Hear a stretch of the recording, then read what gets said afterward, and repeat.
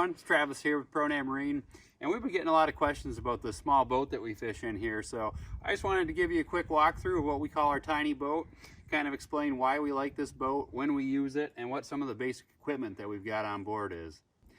So basically it's the spring of the year, snow is melting, and there's still ice on a lot of the inland lakes and even the edges of Lake Superior. And the other thing is we've got open water in plain sight. The only problem is we can't get there. The boat launches aren't plowed out, there's still icing around the docks, and we can't really launch a normal sized boat. So we've got what we call our tiny boat here, which gets us an option to get in over the ice banks, drop this boat into some waters that we can't otherwise access, and basically get out fishing right close to shore. And if anyone fishes this time of year, you know that the fishing can be great right close to shore without going far out. So this is a way for us to get in the water a little bit earlier. It extends our season in the springtime as well as the fall of the year, and gives us a really convenient option when the weather's nice like this to get out on the water. So basically what I've got here is a 10-foot John boat. Everyone's seen them. It's a yard sale special. You can pick these up for not a lot of money. This boat's probably 30 or 40 years old, and you know, remarkably, it doesn't have any leaks. It floats, and we can get all this equipment in here to go out and fish just like we would if we had our big boats out. So I'm going to give you guys a walkthrough of this boat from stern to bow and kind of show you all the equipment that we got crammed into this tiny little boat that makes it super fishable. And surprisingly, we can catch a ton of fish in this little boat before we can even launch our other boats. So at the back here, I've got this new 2.5 horse Yamaha. Just got this motor here this spring, and we had one chance to try it out. It's an awesome little unit. It's 37 pounds. Basically, it's an internal gas cap, pull start, really bulletproof. Fired this up, and this little boat goes about 5 miles an hour, trolls right down to about 1.5 miles an hour. We've got a single 12-volt battery. On there, we've got a USB charger where you can plug in our phone. We can see the voltage. We use this 12-volt battery to power our trolling motor up front. Up front, we've got a 55-pound Mincota.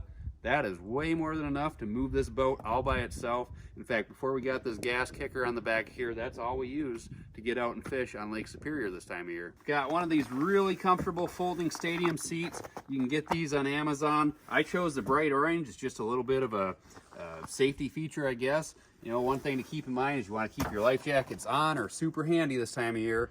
We're typically wearing our Striker floating ice fishing suits, and you can't go out with enough caution this time of year. You know, the water's super cold. It's a very small boat. We're going to really watch the weather, pick a nice day, and make sure we've got all the gear to stay safe and stay dry so that we're prepared for just about anything.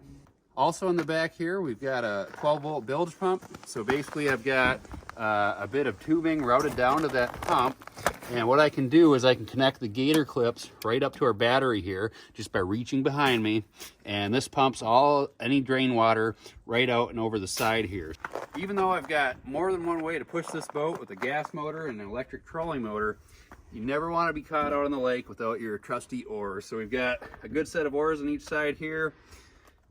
That's basically just your backup. Hopefully we never have to use them. In addition, I've got plenty of room here for my rods along the side. Got the net, planer boards, tackle boxes. I've got my little 1-gallon gas can. That has a 1/4 gallon internal tank, but if for whatever reason we're just making a long run along the beaches, or forget to fill that gas tank, you know, we've got more than enough gas to get in and get out. Surprisingly, that little motor can run 60 miles on a gallon of gas. So, you know, with that little can, that's going to last us all spring for the fishing we're going to be doing with this boat. One thing you can kind of see here along the floor, I've got some heavy duty gauge wire. Basically, that's running from a set of gator clips all the way in the back to a quick disconnect plug right here in the front. This is how I power my Mincota trolling motor. The way we made this wiring is just by taking a set of jumper cables that you'd get at the dollar store for relatively cheap.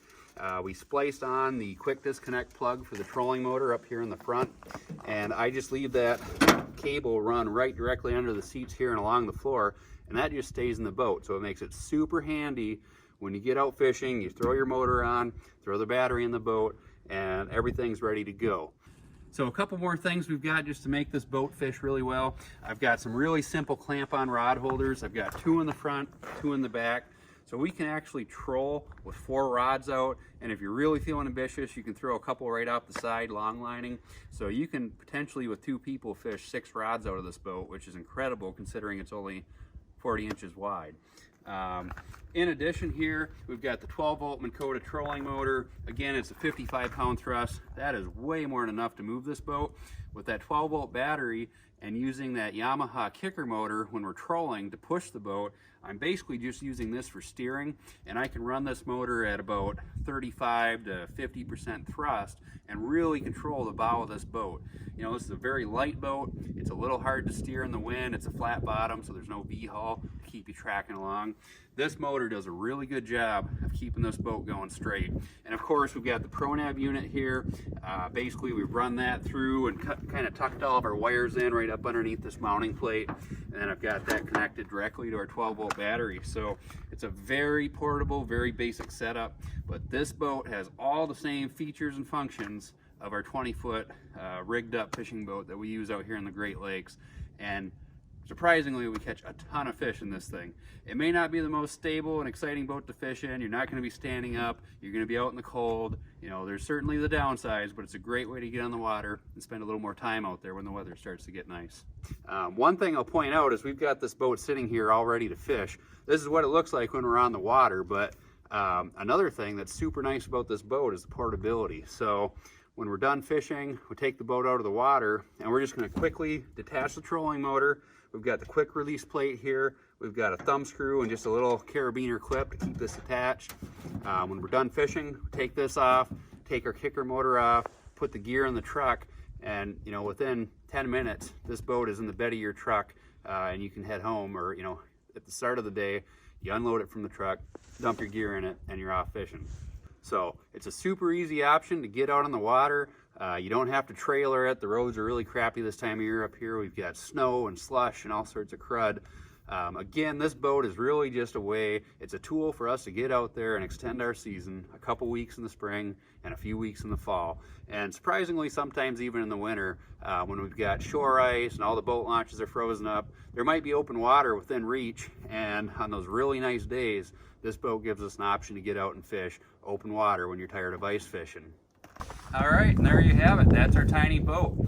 One last thing I'll mention is, depending on your state where you're fishing, make sure you check all your local and state boating laws so that you're carrying the proper safety equipment. Hopefully this has inspired some of you to take a look at getting another boat in your fleet. You know, we've seen a lot of kayaks and canoes and other types of tiny boats like this that are becoming very popular, and it makes a lot of sense if you like to fish and extend your season. Have fun out there and stay safe and have a great season. We'll see you guys on the water.